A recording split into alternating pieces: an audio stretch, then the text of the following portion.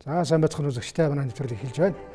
За монголчууд бас ярьдаг тэнгэрийн дор төрж хуулийн дор амьдрна гэж. Тэгэхээр одоо хууль цааз нийгмийг байгуулах, эдийн засгаа хөгжүүлэх, хүн амаа эрүүлжүүлэх, соёлжуулах гэд маш одоо том зорилтуудыг тавьсан өнгөрсөн 20 дугаар зуунд бас боломжийн амжилт авсан монголчууд 21 дугаар зуунд ардчилсан үндсэн хуулиа баталснаас хойш 20 хэдэн жил өнгөрсөн. За энэ завсарч гисэн одоо олон сонирхолтой үйл явдал, том сорилтууд тулгарсаар он жилиг үзсээр байна. За энэ 2018 он гарсаар бас улс орны амьдралд янз янзын одоо бас асуудал үүсгэсэн ийм томоохон бодгын чанартай байж болохоор, тохиолдолын чанартай байж болохоор ийм нийгмийн болон улс төрийн эдийн засгийн үзэгдлүүд гарсаар байна. За энэ үед одоо жоохон хамгийн чухал зүйл юу вэ гэвэл ялангуяа одоо ингээд Монгол улсын ерөнхийлөгчийн орнос хийж байгаа уулзалт, ерөнхий сайдын болон томоохон одоо ард иргэдтэй уулзалтаас харахад иргэдээс хүсэж байгаа ганцхан зүйл байна. За энэ бол шудраг осны хусамжлал байна. Хуулийн дор хуулийг биелүүлдэг бай, дээрээ биелүүлдэг бай. Тэгвэл бид доорсоо биелүүлэх боломжтой гэж одоо ард иргэд хэлж байгаа олонтаа сонслоо. Ингээд бид энэ удаа бол нэг хуульчтай уулзаж ярилцах гэж байна.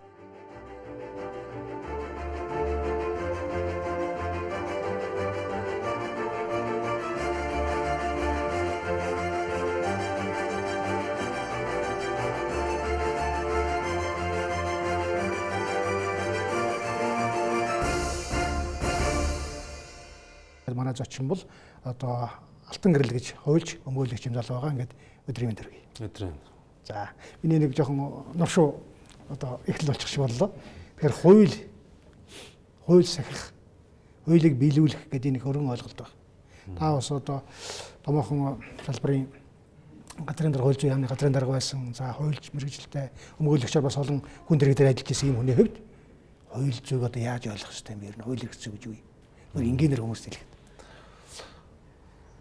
их сургуулийн 1-р курст эрх зүйн философи хичээл үздэг. Тэгээд миний хувьд их дуртай хичээл байлаа. Сэлэнгээгээ багш маань ордог байлаа. Тэгээд их л олон сургаал үздэг. Гэхдээ тэндээс бол яг нэг барьж авахаар хууль гэдэг бол хингийн. Хууль гэдэг бол ерөөсөө тэгш байдал, эрх чөлөө, шудрах ёс. Ерөөсөө л энэ. Тав үеэр адил тэгш байх хэвээр. Тав үеэр бусд хүмүүстэй адил тэгш байх хэвээр. За тэгээд бидний зохицуулж байгаа хууль дүрм бүх юмнууд шудраг ёсон дээр үндэслэж явах хэвээр. Тэгээд эрх хэрэгчлөө гэж зүйл энэ дотор байх хэвээр. Ерөөсөө л энэ. Одоо Монгол улсад 600 гаруй хууль байна. За нэг удаагийн үйлчлэл, нэг удаагийн чанартай хууль тогтоомжийн хасах юм бол 400 орчим хууль байгаа. Тэгээ за мөн засгийн газрын тогтоол, их хурлын тогтоолоос ахуулаад сайд дарга нар бусад агентлын гараас нь тушаал гэдэг. Бид нар бол яг ингээд амьдрал нүдэнд харагдахгүй ч гэсэн юм хуулийн торонд л амьдрэх хүмүүс л. Иргэн тойрон хууль, журам, стандарт гэдэг юмд л амьдрцгаад хүмүүс. Бүгдээрээ тэндүүд нэг хүндэсний юун дээр очих вэ гэхэл энэ бол тэгш байдал, шудрагаас эрхчлөө гэсэн 3 юм дээр л очив.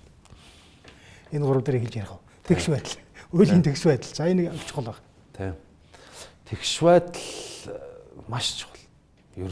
Ер нь тэгш байлгах л хууль байгаа юм шүү дээ. Тий. Ерөөсөө хин нэг нь тэгш байлгах гэдэг хүн болгоны эрхийг тэгш байлгаж байгаа. Тийм үү? Бүгд тэгш эрхтэй байлгаж энэ бол хуулиуд байгаа. Амьдрал бол өөр үеж болно шүү дээ. Та мундаг ухаантай эрдэнэ түүхэн бол надаас мэдээж ухаантай л бай таарна.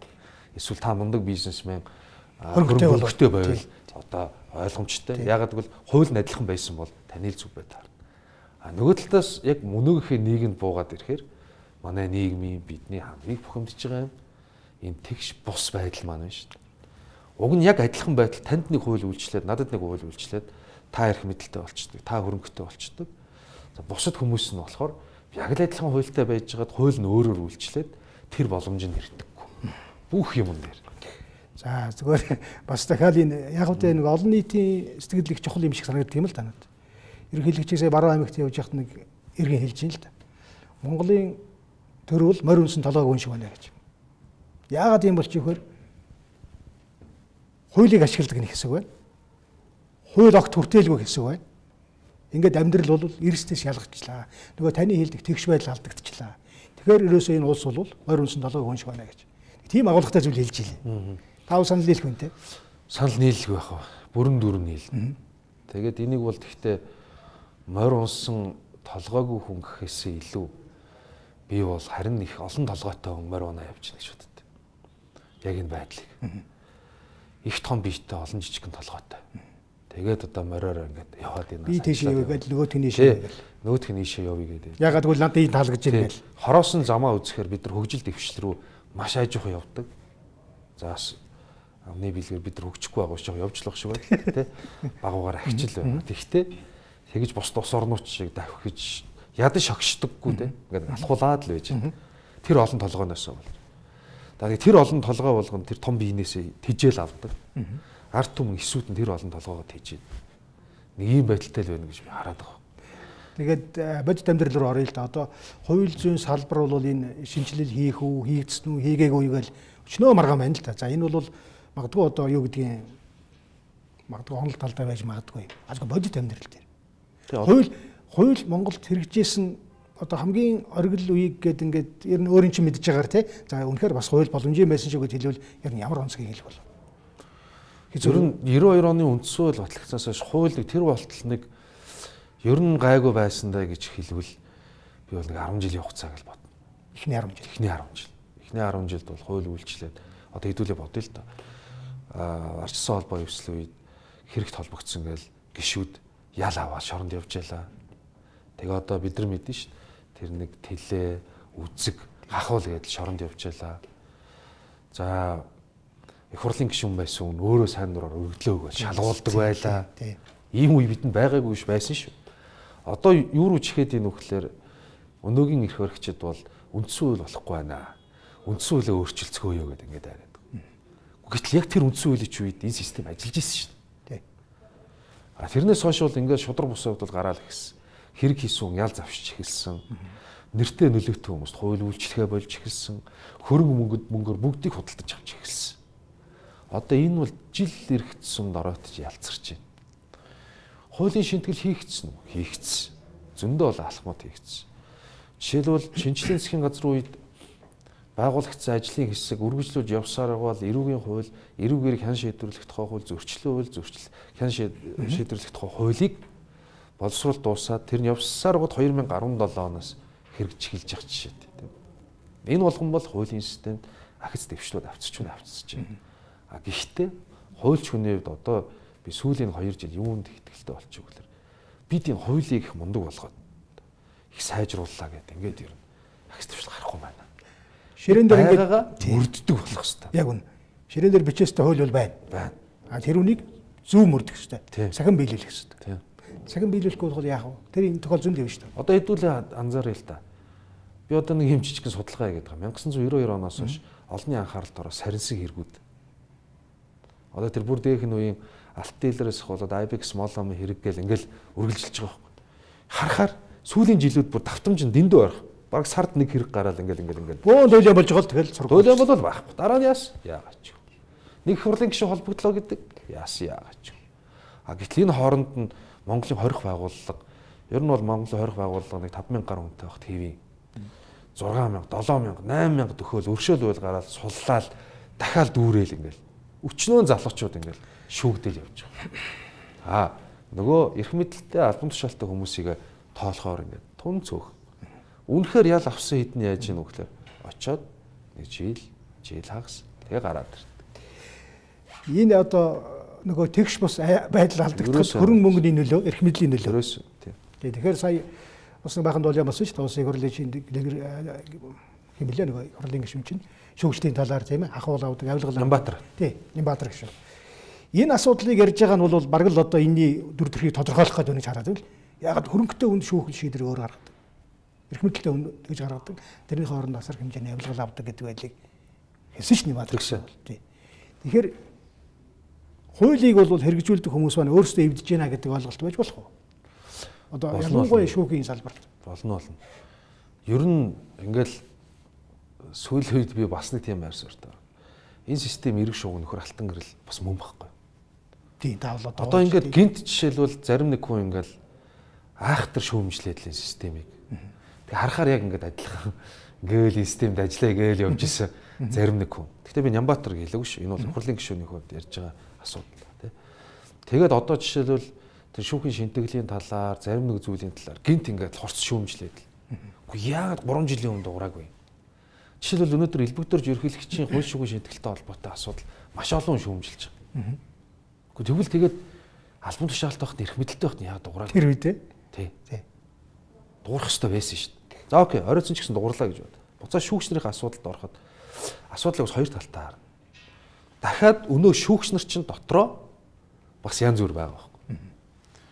Байрны зээлтэй, машины зээлтэй, өөрийн гэсэн орон сууцгүй, олон ялах нойттой хөхтэй, эхнэр нь ажил хийдэг.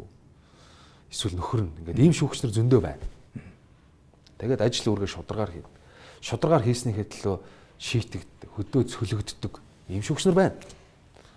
А гэтэл үнэхээр бидний харж байгаачлан тэр их олон байртай болцсон тий. Тэр хөрөнгө мөнгөтэй болцсон шүүгчнэр байна. А саяын дуйлаанд гэхэд жишээлбэл шүүгч болоод төдийлө удаагүй хэлмэгдсэн шүүгч байна. Тэр хангал гээд нэг шүүгчнэр гараад байна шүү дээ. Шүүхэд туслах хийжсэн саяхан шүүгч болсон.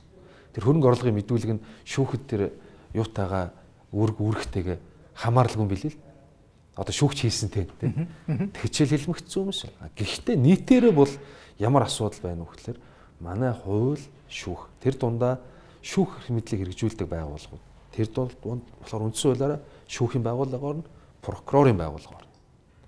За бусад хуульчид энэ дунд бол бидний өөрсдийн би өөртөө хамаатуулж байна. Бидний өөрсдийн алдаа системийг ийм болгоход гүйцэтгсэн үүрэг ийм алдаанууд бас байна. Шударгаар үлээх гэсэн. Тэр бол одоо иргэний хамгаалахын тулд оршдог байх тийм иргэнийхээ эрх ашгийг. Тэр гэдэг чинь том ойлголт шүү дээ. Хууль, шүүх, засгийн газар их хурлын байд. Тэгээ та бол бас нийгмийг донслогсон томоохон хэрэгүүдээр ажиллаж байсан өмгөөлөгчөр. Ялангуяа би бас санд одоо энэ 2000-ад оны дунд үеэс өнөө одоо нөгөө дампуурсан шүү дээ. Баахан хадгалан зээлийн оршоо бий болоод тэр өөрөө хянаагүй бий болгочоод тэгээ гинтгэн байхгүй болгочихсон. Тэгээ маш олон мянган иргэд тохирсон. Одоо хохирлын маргадаг хүмүүс зөндөө байгаа. Энэ хэргийг та яг ямар юуны одоо утга учирыг юу гэж ойлгодог вэ? 2 удаа би энэ хэрэгтэй холбогдсон. Эхний удаад нөмгөөлөгчөөр ажиллаж байсан. Гэр оролын барилгачлалтыг хадгалан зээлийн хоршоо байлаа. Тэгсэн. Хөрөнгөтэй. Харамсалтай энэ хоршооны дарга маань төрийн албаа агч амин түрээд өөрөө цаа зархалаар шийтгэсэн. За бүр мөсөн нэг хадгалан зээлийн хоршоо нэр гарангуутал хоморглоод бүгдээр гэр хөрөнгийг төр хурааж авчгаад нөгөө нэг эзэтийн шоронд хийгээд за энээс хамаг завхрал ихэлсэн. Ер амьдралаараа хохирцсон хүн байна. Одоо жишээлбэл Глоб кредит. Минд баяр. Минд баяр. Тэр жудгийн Минд баяр гэдэг хүн бол өчнө удаан шоронд суусан. Ялаа бүр энэ олон жилийн шалтнуудыг бодвол ялаа гүцээгээд гарч ирсэн. Тэр байтугай нийгэмд асуудал нь тавигдаагүй болохоос хамгийн удаан хугацаанд Монголын шоронд хуурай өсөглөн зарласан. Тэмцээд идэг. Тэгээ би бол тэр хүнтэй бол их сайн мэдэхгүй ч гэсэн тэр хүний тэмцлийг хараад нэг юм ойлгоод аргагүй шүү дээ. Хэвийн байсан бизнесийн төр булааж аваад бүх тэр хохирогчдынхаа мөнгийг барагдуулах болцоотой байхад өмчийг хурааж авангуудаа тэрийг үлгүүдүүлээд өөрийн шоронд тэгээд хохирогчд нь ч юм байхгүй өөрөө шоронд. Сүүлд хохирогчд нь нэгдсэн явж байна. Минд хоёрыг гаргамаар байна гэсэн. Би чи хүн мөнгө авмаар байгаа. Тэрнээс тэр минд шоронд байх хамаагүй байхгүй хүн мөнгө л олж авах хэрэгтэй. Гэр оролын барилгач хадгалан зээлийн хоршоо яг юм бас. Өөрөөр хэлэх юм бол төр шууд энэ дээр эрүүгийн хэрэг үүсгээд тухайн үеийн төр хууль зүйн яам цагдаагийн байгууллага эрүүгээр үүсгэж шүүхээр оруулж шийтгээд олон мянган иргэн охироцсон. За хожим би 2012-оос 14 оны хооронд хууль зүйн яамд бодлогын зохицуулах газрын дарга байхад яг энэ асуудлыг нэг эцсэлж дуусгасан. Тэр баг хөрөлтөө хүмүүсийн хохирлыг барагдуулаад эд хөрөнгийн худалдаж борлуулад тэгээд одоо энэ хадгалан зээлийн оршооны хохирогч гэдэг чинь нэлээд олон жилийн турш ингэж тийм эсэргүүцлээ илэрхийлдэг нэг тийм бүлэг хүмүүс байлаа шүү дээ. Тэгээ одоо бол энэ хэрэг шийдэгдсэн. Монгол төрийн бол авах ёстой сургамж юу гэхээр ерөөсөө бизнесийн үйл ажиллагаанд өөрсдөө хүчээр ингэж ороод тэгээд бүх хариуцлагыг өөр дөр үүрж болдгүй юм байна. Уян хатан бай зохицуулах хэрэгтэй байсан юм байна. Ийм сургамж үлдэж байгаа. За жишээлбэл үйл хөдлөх хөрөнгийн үн хадгалан зээлийн оршийн дараа эрс нэмэгдсэн юм. Тэгэхэд өмгөөлөгчөөр ажиллаж байгаа жилийн дараа үйл хөдлөхийн үнэлгээ гаргасан чинь гэр оролын барилгач хадгалан зээлийн оршооны үйл хөдлөхийн үнэлгээ хадгалан зээ зөвшөлтийн мөнгнөөс давцсан байсан баг. Зараад мөнгөний нөхөд цаана мөнгө бас юм үлдэхэрсэн. Гэтэл яасан бэ гэхээр эзэн хэрэг хийгээд цаа зарах болцсон. Тэгээ нөгөө хөрөнгийн зарахгүй эсвэл тэр шийдвэр гүйцэтгэлээр замхарж эд хөрөнгө чанараа алдсаар угаад эцэст нь дахиад яасан төр төлсөн. Энэ бол баримталтай.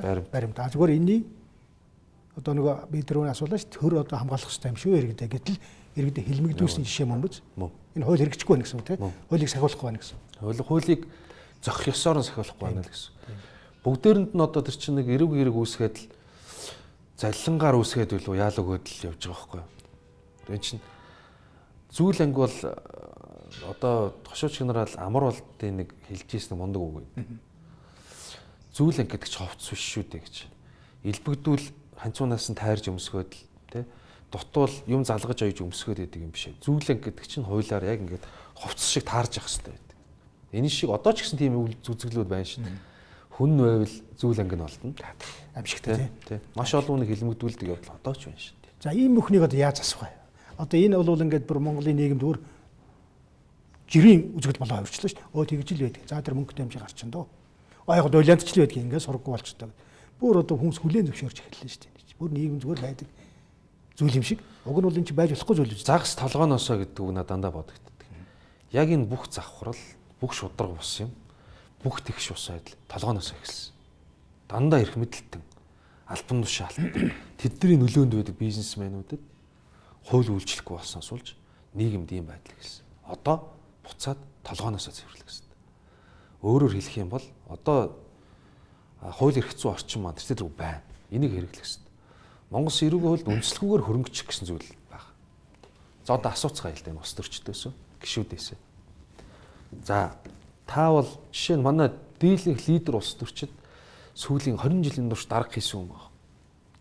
Одоо асуу. Та бол 1990-ад он таны цалин нэг 500 сая төгрөг байж. За тийм.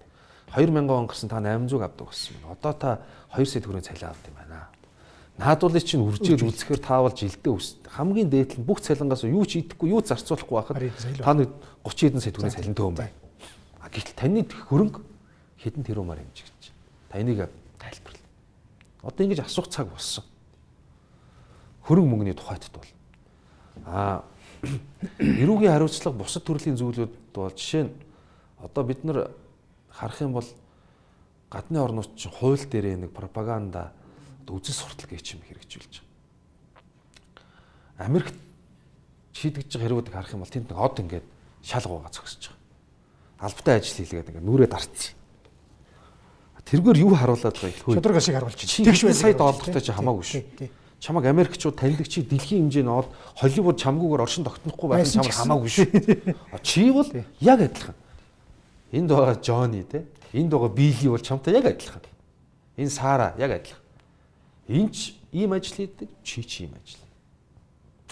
Өөрөөр хэлэх юм бол эндээс гарах цорын ганц арга бол хуулаа өнөөдөр хүчин төгөлт рүүгээ хуулаа бүгдээрэнд нь тэгш хэрэгжилж эхлэх гэсэн. Улсын хурлын гишүүдтэй холбоотой хичнээн олон хэрэг гар өнгөрсөн жилүүд гэсэн. Тий. Маш олон хэрэг гарсан. Ерөөсөө шийтэгддэг. Нөгөө л нэг алдартай ардчсан холбоо ерөөсөө хуулиа захиа явуулсан. Нөгөө 3 гишүүн л байдаг. Нөгөө 3 гишүүн л байдаг. Ярихаар өөр хүн баг. Инхээр ч одоо бид яаж хариуцлага ярих? Одоо ерөнхийлөгч уулзалтын үед анзаарах юм бол хүмүүс дандаа тэр нөхөн. Ерөөсөө л тийм байна. Ерөөсөө л тийм байна. Хүн чинь нэг ийм амт юм баггүй. Би олон жишээн дээрээс харсан. Олон чирэг өмгөөлөө явж хахад яах вэ? Хүн бол хөрөнгө мөнгө алдна. Мэдээж хэцүү. За хүнд нэг зодуул цохиулна. За мэдээж онцгүй. Гэхдээ хүн хамгийн их юмд ууралж, бухимдаж, бүр стресс, нервтэй гэхэлэр яг адилхан нөхцөл байдалтай байхад л хууль нэгэнд нь үйлчлээд нөгөөд нь үйлчлдэг. Хоёр найз хүүхэд явж байгаад зодоо хийхэд ядуугийнхын хүүхдийг шорон тэгээд мөнгөтэйгийнх нь гаргаа явахад хүн үзэн ядаж багтардаг байхгүй. Яаж байгаа юм бэ? Төрдөө гомд. Тэгш байдал байхгүй. Тэгш байдал. Шудраг бол байх. Ядуудаа биш, өөрийн ядуу байдалтай байна гэж ялгуурлаад байгаа хуульд хүн хамгийн дург. За, толгойноос нэг л цэвэрлэн тий. Яаж цэвэрлэх вэ? Хууль руу ордог тий. Ерөөсөө намуудын хууль тэгэл улс төрийн намын хууль мэдээж хуулийг өөрчлөх ёстой. Гэхдээ одоогийн байгаа хуулийн төвшөнд хуулийн байгууллагууд нэг ялангуяа авилгатай тэмцэх газар. Бусад энэ хууль сахиулах байгууллагууд зөв ажиллаад эхлүүл зөв ажиллах хэрэгтэй. Одоо зөндөө олон дуйлаа шүү. Бид бол завгүй байна шүү. Өдөр болгон нэг дуйлаа гарна. Тэгин хариуцлага байсан байхгүй. Одоо жишээ нь тэр олон жилийн өмнө ярьж исэн баяр цогтгой юм өнөөдөр дахиад шуугуулаад байж байгаа шүү. Юу ч болоогүй. Юу ч болоогүй. Тэгэхэд одоо жишээ нь офшор данстай холбоотой асуудал гарч яхад л би ярьдаг л байсгүй. Одоо олон улсын хамтын ажиллагааг идэвхжүүлээч. Энд дэлхийн ертөнцийн чинь Тэр байтугай 1980-аад оноос л Америк энэ Швейцарыг бусад офшор бүртгэлтэй газруудыг дарамтлаж гисэн. Одоо Швейцарын банкны нууц олон улсын энэ мөнгө угаахын эсрэг конвенц бол олон улсын авилгын эсрэг конвенц 183 нэгдсэн конвенц. Энэ хүрээнд бол бат бих яадагчгүй юм гэж дэлхийд байхгүй болсон. Бид гол нь энэ санаачлагтай л ажиллах хэрэгтэй. Дамилгооны асуудал байна. Шүүхийг одоо ингээд ерөнхийлөгч их хурл баталж байгаа. Тэгэхээр шүүх бол эрх мэдэл барьж байгаа хүмүүсээр томилогдсон хүмүүс чинь эргээд хамаарал өндөртэй. Тийм учраас шүүхийг одоо өөр ард түмнээ сонгодог болгоё энэ төргээл зарим хүмүүс ярьж байна. Энийг юу гэж бодож байна? Тэр болохгүй. Болохгүй. Тэгвэл шүүгчд ус төрчд болж хувирна. Бас таалагдах хэрэгтэй болж шít. Тэр сонгодог хүндээ таалагдах хэрэгтэй байна. Сонгогчтой. Тэгэнгүүт ингээд олон нийтийн дунд нэг юм мессеж чаал энэ их мөн шүүнгүүтэл тэрийг барьж авал заавал ч шоронт их үүрэг шүүгчд ирж байгаа. Олон нийт таалагдахын тулд. Олон нийт таалагдах. Шүүгчийг тийм байдлаар өрхөж авч болохгүй. Өнөөдөр Америк жишээлбэл улсын дээд шүүхийн Америкийн нэгдсэн улсын дээд шүүхийн шүүгч томилогддог. Улс төрийн асуудал байна. Трампын үед одоо яах чинь хэнийг томилох гэж чинь ингэж тэгж нэг л асуудал. Энэ угаасаа олон улсад байдаг жишээ. Олон улсад байдаг жишээ. Гэхдээ их сонь мэлрэн шүү дээ. Жишээлбэл Майамигийн шүүх нэг 2 куб үндэстнийг 15-6 жилээр шоронд тавьчихсан. Дараа нь дуйлаанд дэгдсэн чинь энэ дээр хин захиалга өгчөж. Обама захиалга өгчөж гэл дуйлаанд дэгдэж байгаа юм. Ерөн зүгээр нэг үг хэлэхэд шүүх гэдэг бол олон улсын харилцаан дээр засаг төрөө сонсч идэг учиртай. Олон улсын чиг хараад сонсдог. Одоо манай нэг жоохон их мэдгчид бол ер нь хилийн дэс даваад шудраг шүүх байдаг. Тэнд ямар ч тийм нөлөөлөл байдаггүй л гэж яриад байгаа юм. Гэхдээ гадаад харилцаан дээр бол төрцгөө сонсдог ус орноо бодох нь бол шүүхэд байдаг л асуудал. Харин хизээш дотоодын улс төр. Дотоодод тэр хууль завшуулах, ял завшуулах юмд оролцдоггүй. Бид энийг тогтоох хэрэгтэй. Тийм байна. Тий. Шүүх бол шудраг байж чадах юм бол бүх юм зэгцэндээ орно. Ер нь шүүхтэр чинь бүх асуудал шийдэх. За тэгэхээр одоо 76 гишүүнтэй манай парламент бол те үлэмж нөлөөтэй төр иргэй барьж байгаа. Тэгэхээр энэ хэд зөөхөн байгаа учраас бусад хамааралтай бүхий одоо шүүхээс ахуулаад энэ бусад зүйл хитрхи өөрийнхөө ноёрхлыг тогтоож байна. Тийм учраас одоо 2 танхимтай парламент ардын хуралтай болъё гэдэг нэг үндсүүлийн өөрчлөлт гол санаа шүү дээ. Энийг бол маш олон хүмүүс ярьж байгаа.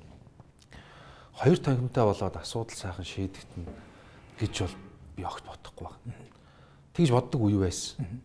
Ер нь тэгж итгэдэг ч үе байсан. Ер нь ингээд энэ намуудыг болиулаад 700 төлөөлөх цонгоод хуч ардын хурал шиг те нэг хуралдуулаад гэд ингэж үздэг үе байсан. Тэгээд юм уншаа судлаад ингээд яваад харвал ер нь манай үндсэн хууль бол чимд огшвол бурхан биш шүү дээ гэж надад саяхан нэг найз маань хэлсэн. Үнэн. Тэгтээ үнэхээр энэ бол маш сайн боловсруулагдчихсэн манай онцлог тохирсон хууль юм байна гэж унших тусам судлах тусам нийгэмд асуудал яаж шийдэж харах тусам би итгэлтэй болоод 2 танхимтай парламентын тухай ойлголт яа. Улс төрийн тогтворгүй байдал хамгийн түрүүнд нөхрөл. Улс төрийн тогтворгүй байдал. За дээд танхим доод танхим. За одоо 76 байхдаа хууль тогтоох үйл ажиллагаанд олигтой оролцохгүй байгаа. Суухгүй байна гэж шүүмжлүүлж байгаа манай парламент, манай улс төрчид 2 танхимд хуваагдаж орчоод аль аль нь асуудлаа мундаг шийднэ гэж байхгүй. Нөгөө талаар энэ мэрэгссэн хүмүүс, технократууд улс төрч шийдвэр гаргах төвшөнд орж ирэх оролцоог нэлийн хязгаарласан өөрчлөлт болох юм бэл. Уг нь бол санаа доод танхим нь бол тэгэл хуулаа хийгээд л мундаг бай, дээд танхим нь хуралдаад тэрийгэ засчихъя гэж яриад байгаа боловч дээд танхимд нь технократууд ойлгохгүй юмаа хийхгүй л энэ туйлын болцсон юм. Бас дээрэс нь манайх холбооны улс биш. Бид бол унитар улс, нэгдмэл улс. Тийм тал биш. Ерөөсөө. Тэгэхээр бид бол энэ байдлаа маш сайн хадгалах хэрэгтэй. Парламентын гишүүдийн тоог нэмэх бол хэвээ байж болно. Одоогийн энэ эрх ямд 76 хүн гэж харддаг энэ зүйл бол биш байж болно. Яагаад гэвэл бид 2 сая хүнтэй байхдаа 76 гэдэг. Одоо бол 3 сая авчлаа шүү дээ. Яг энэ харьцаагаараа бодох юм бид нар 3-1-ээр нэмэх. Тэр 100 гаруй гишүүнтэй байх боломжтой. Тэнгүүд 100 гаруй гишүүнтэй байх болцоод. Энэ асуудал бол байж болно. Зөвхөн парламентын гишүүний тоотой холбоотой асуудал байж болно. Тэгээд дээрэс нь одоо тэр эрх ям бусад зүйл дээр бид нар асуудал ярьж болно. Тэрнээс 2 танхимтай болгоод төрийн байгуулалтынхаа бүтцийг үндсээр нь өөрчлөлт байхгүй. Санаачлагтыг харах юм бол дандаа өнгөрсөн 28 жил энэ улс төрд явсан. Яг бололцоотой байхад нь саруул байлгах, сайхан байлгах чигш дардан байх юм хийх үүрэгтэй байсан. Тэрийг чадаагүй хүмүүс ийм зүйл ярьж байгаа. Болий те. Одоо ингээд биологийн хувьд ч бүх зүйлийн хувьд ч цаг хугацаа өнгөрцөн баг. За болий энэ биш байсан юм байна. Одоо энэгээр нь оролдоод үз. Бид яаж идэх тийм байна. За энэ дээр бас их олон янзын хүмүүс байр суурь илэрхийлж байгаа. Таны хэвлүүлэх сонирхолтой хариулт байлаа. Тэгээд улсын их хурлын гишүүдийг сонгодог одоо сонгуулийн хууль байна. За ерөнхийлөгчийг орхич л доо. Улсын их хурлын сонгуулийн хууль. Энэ хууль бол ингээд сонгуул болгоны юм савладаг. Тэгээ үр дүн янз гардаг. За ялангуяа сонгогдож байгаа гишүүд маань одоо хан жижиг тойргоос л хэдэн хүнийг л одоо бодолж авч штэ үнэндээ. Тэднэр таалагдж штэ. Түүнээс биш тэнд оюун ухаанаар нь мэрэгжлэр нь чадвараар нь гэхээс илүү хэн мөнгө хайж тэр нь гарч байгаа нууц биш штэ. Энийг яаж солих вэ? Сольж гарах уу? Гэхдээ энэс нь гол зайлс гэдэг арга маань л нөгөө тойргоо томсгодог. Пропорционал элемент оруулдаг. За тэнгуут л үндсэндээ цэцтэй нэг 2-3% яриад пропорционал элемент нь сонгуулийн хуулийн Монгол үндсэн хууль нийцэхгүй ингээл гарчиж байгаа байхгүй. Энэ бол ичмээр. Би дэлхийн хэмжээний үндсэн хуульд дэлхийн маш олон оронд энэ системийг хэрэгжилж яхад ганцхан манайд л тохирхой болчтой. За энэ бол инээдтэй асуудал. Ядаж холимог байж болдгоо тийм. Ядаж холимог байж болдгоо. Нэг ийм инээдтэй асуудал. За тойргоо томсгодог. Миний түрүүний хэлдэг асуудал. Хууль үйлчлдэг бол хориотой шүү дээ. Одоо бид жишээлбэл сонгогчдын саналыг эд мөнгөөр татах гэдэг маань хориотой зүйл байхгүй. Тэгсэн мөртөө одоо бол хавтгай байгаа шүү. Хавтгай. Одоо саяын цагаан сарыг хардаа. Гурил тарааж байна, будаа тарааж байна, архи тарааж байна. Архийг бол хайрцаг тарааж байна л шүү. Гэхдээ энэ одоо юу вэ? Уг нь бол ингэж байгаа байхгүй. Сонгогчдын буруу. Энэ сонгогчдын толгойд юм ийх хэвээр. Тэгжээ чинь цэвэрших хэвээр гэдэг улс төрчд маань сонгогч руу, тань руу, над руу заачаад байгаа байхгүй. Чи буруу биш шүү дээ. Би өнөөдөр хоолгүй байвал ац сандаг монгол хүн би 4 жил надад гурил зөөцсөнд би одоо саналаа өгье доо. Энэ миний эрх чөлөө шүү дээ. Яад тий. Харин тэгж худалдаж авч байгаа үйл ажиллагааг нь хууль бус гэдгийг яаж тогтоох юм? Тэрийг шалгадаг систем яаж ажиллах? Одоо бол хуулинд энэ хориотой биш. Улсын хурлын гишүүн хүснээ тарааж болно. Айл болгонд нэг мотоцикл өгч болно, гурилаа тарааж болно, будаага тарааж болно. Энийг яагаад хорихгүй байгааг би ойлгохгүй. Хуулиар хорихгүй. Тий, тэнгууд нөхдүүд өгж жагаад одоо хараарай. Ястаа нэг ванга шиг гэдэг шиг.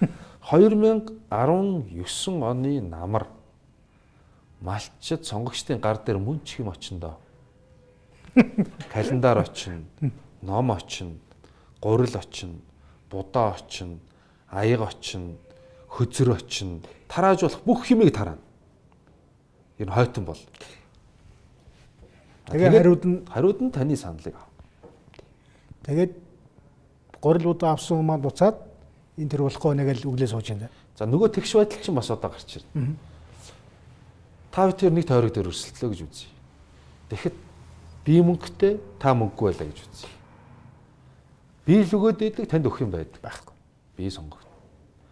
Гэтэл нэг тойрог дээр хоёр яг адилхан мөнгөтэй хүн очлоо гэж үзье. Хоёулаа өгөөд энэ хүндчнийг сонгох болцоо гарна шүү. Тий. Тэгдэггүй. Яг энэ агаар салхи оруулъя, цэвэр бай, зүү шудраг гэж байгаад нь тараах мөнгө байхгүй.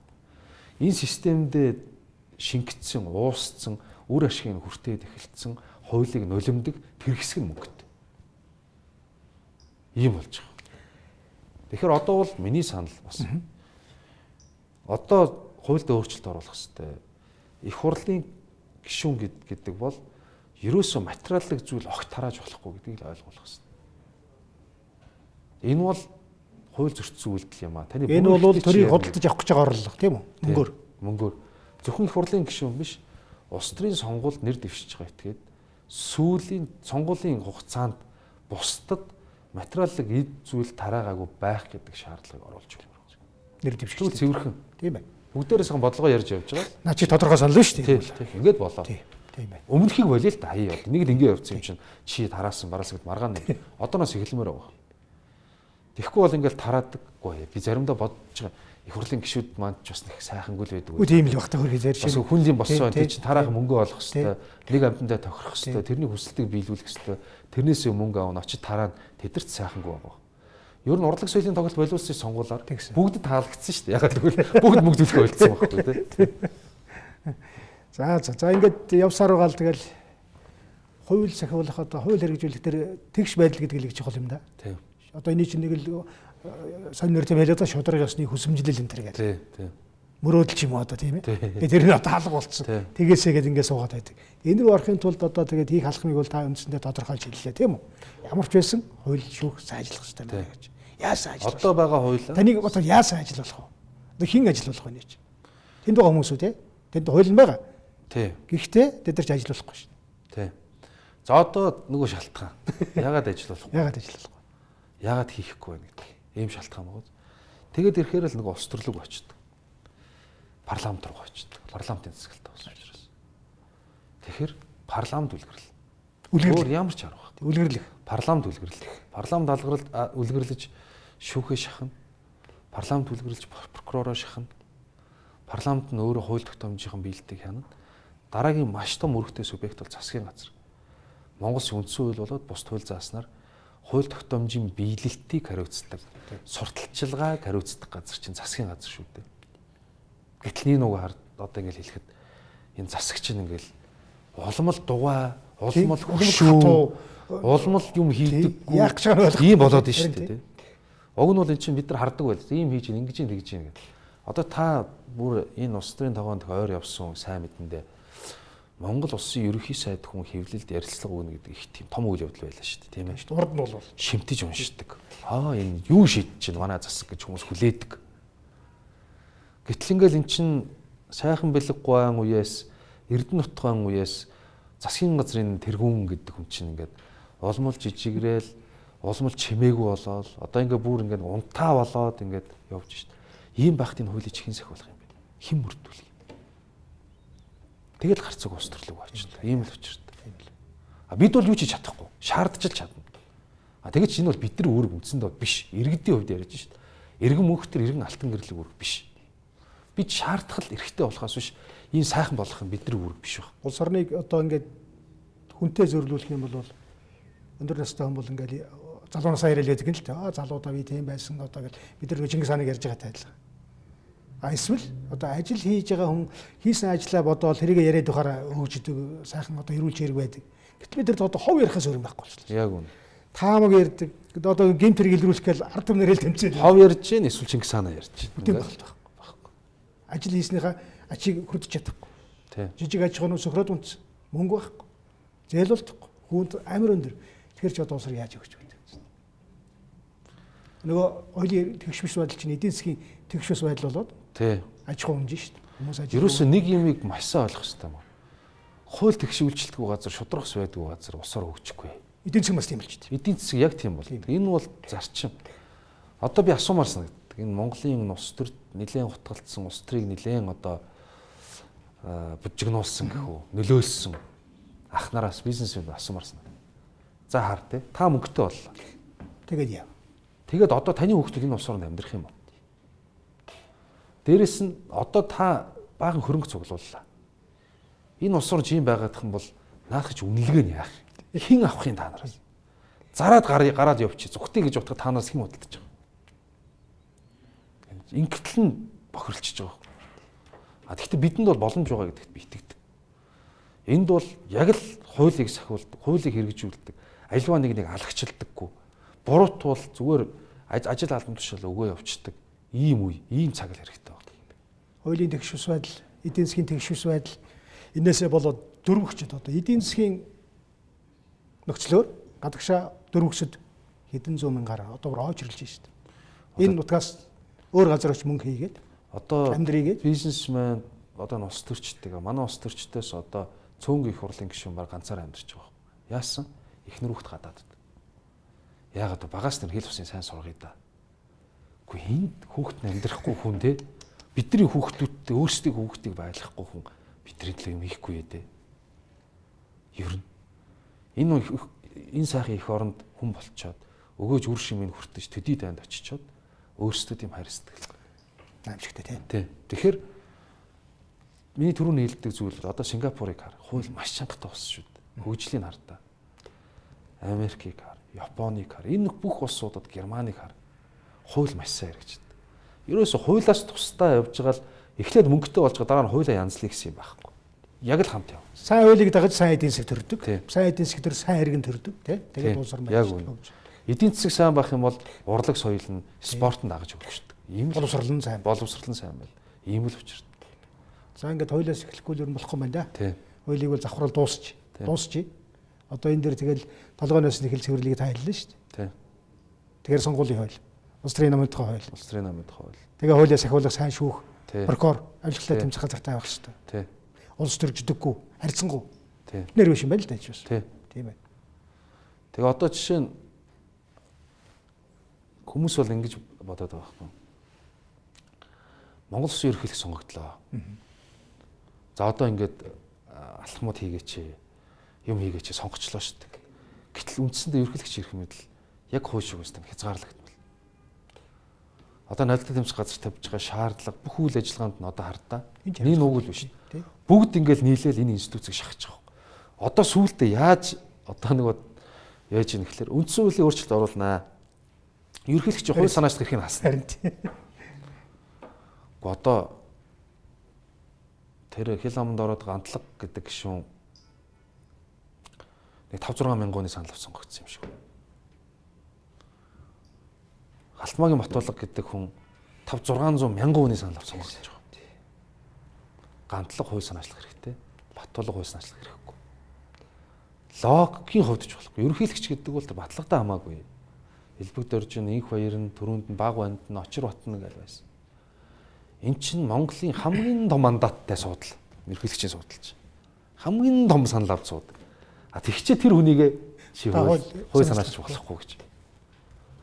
Одоо яаж ийн үхлээр сүултээ энэ системтэй санал болохгүй хүнийг хувь хүнээр нь оролддог улс төрийн хувьд байдаг байсан бол одоо бүр институцээр нь үндсэн хуульд гар дүрх замаар устгах гэж оролдож байна. Тэгээд яг гин байгаа юм л да. Одоо Батулга бол хэдэн жил болоод дахиад солигдсон шүү дээ. Магадгүй Монгол ард энэ уус гарч байгаа. Тэр энэ чинь нөгөө богино зай авалтын одоо өшөө авалт те богино зайны өшөө авалт. Тэгээ энэ бол Монгол улсыг маш хорлсон юм шиг байна. Нэг засаг гардаг, нөгөө төмнөх хийжсэнийгээ устгадаг, үүсгдэг. Тийм ээ? Тэгээд дараа нь гарахаараа дахиад чинь нөгөө бодлогын уламжлал алах шүү дээ. Одоо Монгол улсын төрөм ерөнхий сайд гэж жишээлбэл Сүүбат бол Санжийн баяр гал Алтан маяг гэдэг нэг юм сайднаар ээлжлээд бүгдээрэнд нь ажлыг жишээл ерөнхий сайдгүй юу хийж болдгийг Алтан маяг сайд харуулсан шүү дээ. Ажлыг яаж галзуулв? Тэр 8% зээлмэлч анх хүмүүс сонсоод үлгэр гэж шоолж ялла шүү дээ. Тэр замууд аймгийн төвүүдийг холбох тэр бүтээн байгуулалтууд үйлдвэр цахилгаан станцын өргөтгөл хин итгэж ийсэн. Хийж болдог байгаа үз. Тэгэхээр үндсэн хуулинд биш байгаа үз. Үндсэн хуулинд огт биш. Ерөнхий сайд эрх мэдэл дутаад юу ч хийж чадахгүй байгаа юм биш. Тийм байна. Тийм. Одоо эдгээр муул бол хойдлын хараа авах гэчээр асуудал гарвал үндсэн хуулиар авчиж гэж. Энэ хууль болохгүй. Үгүй шүү дээ. Энэ хуулийн чи үед асуудал байж л байсан. Энэ бүх ерөнхий сайд нар бүх өнгөрсөн хугацаанд Монгол төрөө хамгийн гол чиг үүргийг хэрэгжүүлээ байж л байсан. Одоо болцсон гинэ. За тийм байна. За ингээд нэвтрүүлэг ерөнхийдөө дуусах тийш хандж байна. Ер нь монголчуудын одоо нэг сайхан үг байдаг шүү дээ. Ер нь санаж бол мөтнэ гэж. Тэгэхээр та тэр хэллээ ер нь шийдвэр гаргах төвшнийхэн одоо сонгуулийн үеийн нөхцөл байдал өөр, иргэд бас өөр юм бас тий хүлээх ёстой. Тэр шийдвэрийг даах ёстой. Гэхдээ иргэдийн боловсролыг чухал үз. Чухал олон нийт мэдээж чухал. Өөрийг ядаж хамгаалдаг байх ёстой шүү дээ. Энэ чинь би хуулийн дагуу гэдэг ингээд нэг хэлдэг баймаар байгаа тий. Энэ бол яг засгийн газар үүрэг юм аа. Хууль сурталчлах нь. Тэгтээ гоо иргэд бас өөрсдөө тэр иргэдийг хүмүүжүүлэх нь тий сурталчлах нь. Тэднэрт мэдээлэл өгөх нь. Мэдээлэл өгөх хэрэгтэй тий. Одоо жишээ нь ийм болдог. 10 дугаар 11 дугаар анги өгөхт хичээлээ тарж явж байгаа гудамжны болон дээр зодтолтол газар утас нь унчихгууд аваа кармал арчиж байгаа. Дээрэм чи зодож авсан байна. Тэдэн жил. Тэг нөгөө өгчихгүй би мэдэхгүй шүү дээ гэж. Аав ээж нь ч мэдэхгүй. Саяхан над руу нэг утсаар ярьлаа. Надад ирж уулз зөвлөгөө аваа за тэгээ гэдэг чи. Миний хүү одоо 21 настай 7 жил яал авчлаа. Ингэн гэж мэдсэнгүй шүү дээ гэж. Гэж мэдэхгүй байхгүй. Тэднэрт мэдүүлж таниулж хуулийг сурталчлах үүрэг нь засгийн газар. А тэр хүн болгоныг чи Монгол улс хүчин төгөлдөр 300 эд хуулийг уншсан нөхөр минь гэж загаж болохгүй шүү дээ. А тэгэхээр тэгэл одоо мэдээж бүгдэрийнх нь үргэлтэй. Тэгвэл энийг бол хамгийн сайн зохион байгуулах ёстой газар нь засгийн газар юм. Харамсалтай энд 1 км зам тавихад тэрбум төгрөг төсөлдөг мөртлөө хууль сурчлагын зориулж 3 тэрбум төгрөг тавьдаггүй л дээ. Энийг бол тэгээ магадгүй энэ бол иргэд хуулийн мэдлэгтэй байх, иргэд өөрсдөө ашиггүй гэж үздэг л байна. Магадгүй тий. Мөн харлага маань. Тий. Энийг одоо ухааны штэ ингээд оны төсөв мөсөв хэлцгэдэг нь улс ямнаас санал мал оруулах уу ер нь? оруулна. Тэгээд хууль сурталчилгааны чиг үүргэн чинь хуулийн сурчлах уу гэж үзэж байгаа юм чинь. Гэхдээ энийг хинч тэгж ач холбогдол өгч ярьж ингэ тэмцэж явдаггүй юм. Тийм байна. Би бол ер нь боломж олдвол тэгэл хүмүүс энгийн үгээр айлахаар хуулийг тайлбарлах гэж их оролддог. Тэгэхгүй бол хуулийн хиллэг хүнд сонирхолгүй хин тэгэл хууль уншиж сууж явах хэрэгтэй тийм. Үндсэн хуулийн хэмжээний боловсролыг бол 10 жилийн сургуульд өгөх хэрэгтэй. Ер нь бол төрийн тогтолцоо гэдэг чинь юм байдаг, ардсан сонгуульч юм байдаг. Бид ингэх ёстой шүү хэрэгтэй. Бусад хууль тогтоомжийн сурталчилгааг бол төр зэсэг системтэйгээр хийж байгаа хэрэгтэй. Өнөөдөр одоо тэгээ хүний ялангуяа одоо сэтгэл зовоосыг олон асуудал байна л дээ. Хүний 8 байна, хар тамхи байна. Тэгээ одоо юу гэдэг олон нийтийг хамарсан өөмэн сам хүн байна. Таавал 7 сарын 1-ний хэрэг дээр ажиллаж байсан тийм ээ. Хүний 8-ны хэрэг дээр ажиллаж байсан. Ийм нөхцөл байдал ер нь танд одоо харж байгаагаар ер нь хүндэрч би гэсэн боломж байна уу? Байна. Нэг ялангуяа хар тамхин дээр байна. Хүндэрч байна. Харт амлалтаа тэмцэх газрыг ер нь болдгсон бол татан буулгаж цагдаа чиг үүргийг өгөнгүүтээ тэр сайхан хүн хүчийг хар тамхитай тэмцэх газар болгомоор байна. Хар тамхитай холбоотой хэрэгүүд шүүгээр шийдэгдэж байгаа нөхцөл байдлууд бол давтамж улам ойртож байна. Үйлдэлүүдийг харахад улам нарийсж байна. Хор хөнөөл нь улам ихсэж байна. Нэг ялангуяа одоо хар тамхитай холбоотой бол яг нөгөө сонгож авдаг объект нь мөнгөтэй хөрөнгөтэй нэр нөлөөтэй албан тушаалтай хүмүүсийн үр хөвгтүүд найдаг учраас энэ хэрэг дээр одоо замгарах тийм зүйлүүч ажиглагдаж байгаа байхгүй. Гэтэл эн чинь ялгаагүй тэд нар ороод буцаал дахиад найз нөхдөйгөө бусдыгаа доош нь татна шүү дээ. Би бас үр хөвгтийнхээ ирээдүйд санаа зовж шүү дээ. Сургуулийн орчинд би хар тамхи зардаг болчоосоо энэ хэвийн болчоосоо гэж огт хүсэхгүй байгаа байхгүй. Хар тамхи бол үнэхээр чимээгүй асар том аюул боллоо. Хэдийгээр ингээл нүдэн дээр ил харагдаж тэ бидэрт мэдрэхдэггүй далд явагдаад байгаа боловч энэ тесрэхэд тун ойрхон байна. Цагдаагийн байгууллагын хүч чадлаараа тэмцэж байгаа боловч хүч хэрэгслийн өмнө дийлдэхгүй байна. Хүний 8 бол яг сарцсангуй болцооны болсон мэдлэг боловсрол дээшилсэн Монголын шүүхийн практикт энийг шийддэг, хуулийн байгууллагад мөрддөг энэ бүх юмнууд нь бол бий болцсон. Энэ бол болж байна. Хар тамхи хүнд биш шүү. За ингээд жоохон хүндхэн сэдвээр ярьлаа. Төгсгөлд нь одоо ер нь та харж байгаа гэрэлгээ юу вэ хуулийн салбарт ялангуяа? Ямар шинжилэл юу хийгээд вэ? Бас энэ ч бас болж байна гэсэн юм зүйл. Би одоо нэг зүйлд маш баяртай байгаа. Хүн болгон энийг л биш байна да. Яагаад гэвэл энийг тэгш бус байна. Хууль шүүхэн болохгүй байна гэдгийг мэддэг болчих. Хэдэн жилийн өмнө бол тун цөөхөн ярьдаг байлаа шүү дээ. Тэр хууль юм ямар ч хамаатай. Өнөө маргааш тэтгэвэр хизээ нэмэх юм. Гэтэл асуудал халамж өгөх гээл тий. Ямар халамж өгөх гэдэг хүмүүс хууль их чухал юм байна шүү. Ер нь эдгээр чинь хуулийн тусламжтайгаар ингээд бидний эрх шиг зөрчөөд энэ тус төр дудаад ойлгодог болчих. Энэ ойлголт шудрах шиг хүсэмжилж байгаа энэ давлгаа нэг сайханд хүрэх байх. Энэ шинэ үеийг хөтлөн энэ дараа дараагийн сайхан өөрчлөлтөнд хүргэнэ гэж итгэж байгаа. За баярлалаа. За маш чухал юм байна. За ингээд манай нэвтрүүлэг өндөрлөө. Баяртай үзэгчдээ.